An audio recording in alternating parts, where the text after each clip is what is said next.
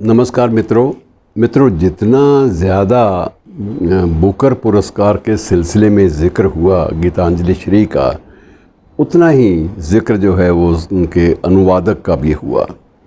और अनुवादक का ज़िक्र इसलिए भी हुआ कि ये पुरस्कार की राशि नियमों के अनुसार दोनों में बराबर बंटती है, मूल लेखक और अनुवादक के बीच में।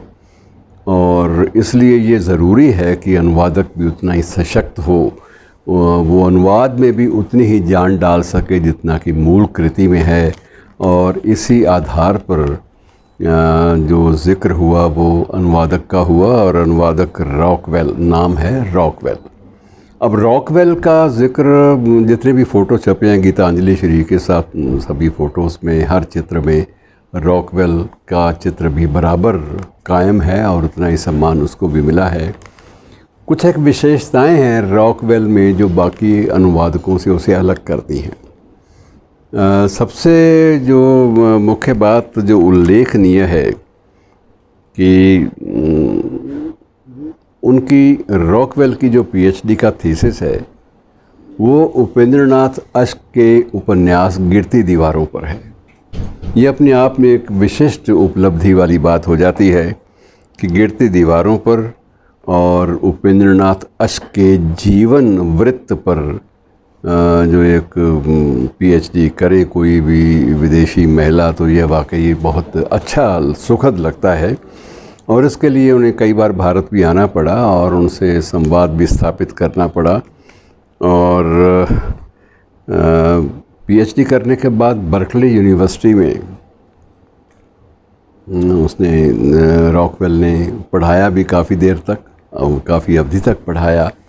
और रॉकवेल ने पढ़ाने के बाद जब देखा कि अब वहाँ भी हिंदी पढ़ाती थी बर्कले यूनिवर्सिटी में भी, ये एक अच्छी सुखद बात ये है कि जो अनुवादक है गीतांजलि श्री की वो भी हिंदी की प्रवक्ता और हिंदी की अध्येता और हिंदी साहित्य की एक गहन रूप से शोधार्थी के रूप में उनकी पहचान बनी। ऐसा नहीं है कि रॉकवेल के लिए ये पहला अवसर था। रॉकवेल इससे पहले भी बहुत अच्छे लेखकों के, हिंदी लेखकों के विशेष रूप से अनुवाद कर चुकी थी और हर अनुवाद चर्चा में ज़रूर रहा था। और बीच में वो ब्लॉगर के रूप में भी उनकी चर्चा काफ़ी ज़्यादा होती रही।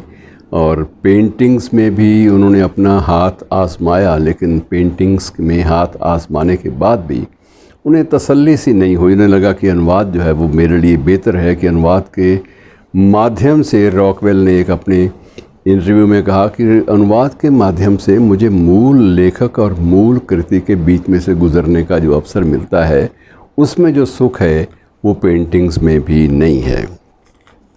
और अन्य जिन कृतियों के रॉकवेल ने अनुवाद किए उसमें गिरती दीवारें तो खैर ज़िक्र मैंने कर ही दिया, और उसके अलावा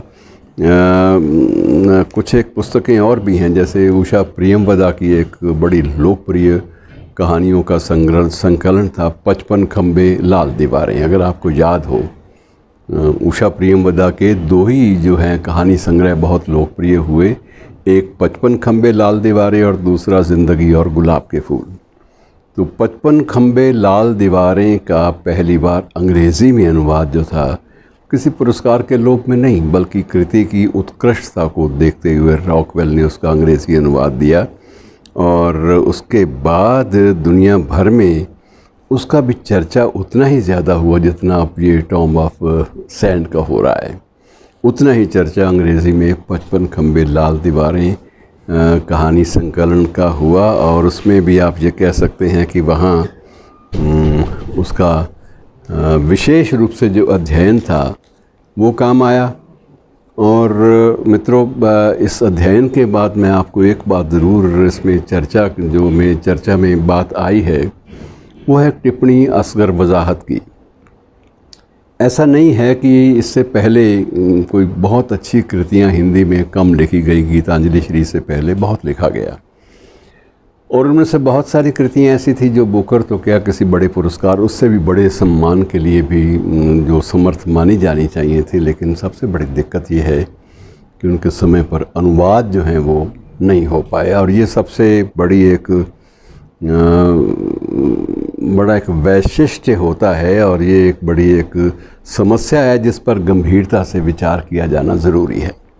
ख़ासकर रॉकवेल ने भी अपने कई साक्षात्कारों में इस बात को स्वीकार किया कि अगर समय रहते कामायनी का अनुवाद भी हो जाता तो निश्चित रूप से कामायनी नोबेल पुरस्कार के लिए नामांकित होती और उसको पुरस्कार मिलता भी, क्योंकि वो एक अपने आप में एक ऐसी कृति है जिस पर सबसे बड़ा विश्व का सम्मान, साहित्यिक सम्मान मिलना ही चाहिए था।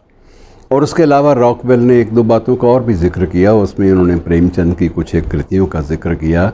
यद्यपि प्रेमचंद बुकर पुरस्कार से पहले हो चुके थे, लेकिन कृतियां तो कायम रहती हैं और कृतियों का अनुवाद अंग्रेज़ी में ना होने का मलाल रॉकवेल को रहा और वह चाहती थी कि गोदान जैसी कृति का अनुवाद वो स्वयं करे, लेकिन अब नहीं हो पाया। एक परिस्थितियों की बात होती है और दूसरा उसके लिए प्रकाशक की जब तक मांग ना हो, दबाव ना हो, तब तक भी बड़ा मुश्किल होता है। और अनुवाद को लेकर मित्रों बहुत सारी समस्याएं भी रही हैं। अब अनुवाद अच्छा हो भी जाए तो न्यूयॉर्क टाइम्स में जो इसकी टॉम ऑफ रैंड की जो समीक्षा छपी है वो बड़ी अजीब सी है समीक्षा, कि लगता है कि समीक्षक ने बिना उपन्यास पढ़े ही इसकी समीक्षा कर दी। और ऐसी जो समीक्षाएं हैं उनसे जहां मूल लेखक की छवि बिगड़ती है वहां अनुवादक की छवि भी बिगड़ती है। तो इसलिए समीक्षा के क्षेत्र में भी एक गंभीर चिंता का विषय न्यूयॉर्क टाइम्स में छपे रिव्यू के कारण बना। और उसके बाद मैं थोड़ा सा जिक्र करना चाहूँगा असगर वजाहत का। असगर वजाहत ने एक वक्तव्य बड़ा अच्छा उन्होंने दिया। उन्होंने कहा कि ये ज़रूरी है कि हम अच्छे लेखकों को पढ़ें। दिक्कत ये भी है कि हम लोग अच्छे लेखकों को पढ़ते नहीं हैं। गीतांजलि श्री को पुरस्कार मिला है तो तालियां खूब बजीं, खबरें भी खूब, और उस पर प्रतिक्रियाएं भी अलग अलग लेखकों ने, किसी ने कहा कि हिंदी के लिए द्वार खुल गए हैं, किसी ने कुछ और टिप्पणी स्वागत की दे दी। लेकिन वस्तुतः कितने लोगों ने टॉम ऑफ सैंड को पढ़ा होगा, इसका अध्ययन किया होगा, इसके बीच में से गुज़रे होंगे?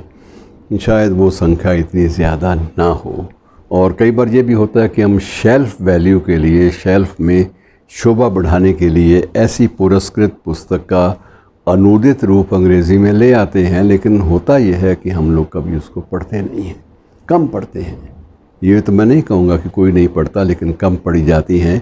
और ये पढ़ने की जो प्रवृत्ति है, ये पिछले दिनों कई बार चर्चाएं इस पे हो चुकी हैं कि ये प्रवृत्ति धीरे धीरे डिमिनिश होती जा रही है, धीरे धीरे मध्यम पड़ती जा रही है। ये नहीं होना चाहिए। अब स्थिति ये आ गई कि बहुत सारे लेखक दूसरे को पढ़ना नहीं चाहते, लेखक भी, लेकिन ये हर लेखक उसकी एक उत्कट इच्छा होती है कि मुझे पढ़ा जाए।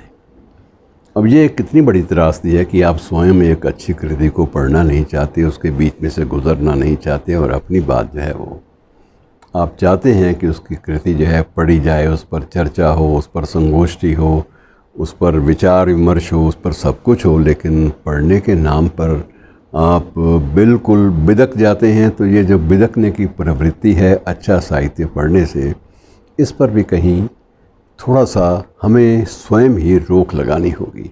हाँ, एक बात ज़रूर है कि हमें कहीं ना कहीं लगता है कि अच्छा साहित्य इन दिनों आ भी कम रहा है, और उसके लिए कैसे चयन करें ये भी एक संकट है। धड़ाधड़ किताबें आती हैं, धड़ाधड़ छप रही हैं, लेकिन उसमें अधिकांश ऐसी किताबें छप रही हैं जो प्रकाशकों का जो मूल उद्देश्य होता है उनकी जो बिक्री हो जाए, जो लाइब्रेरियों की, पुस्तकालयों की बल्क परचेज़ में, तो उनका उद्देश्य वहाँ तक सीमित होता है। तो कुल मिला के मित्रों ये बहुत महत्वपूर्ण प्रश्न हैं जो लेखकों के सामने, अनुवादकों के सामने और प्रकाशकों के सामने समान स्तर पर महत्वपूर्ण समझे जाने चाहिए। शुक्रिया, धन्यवाद।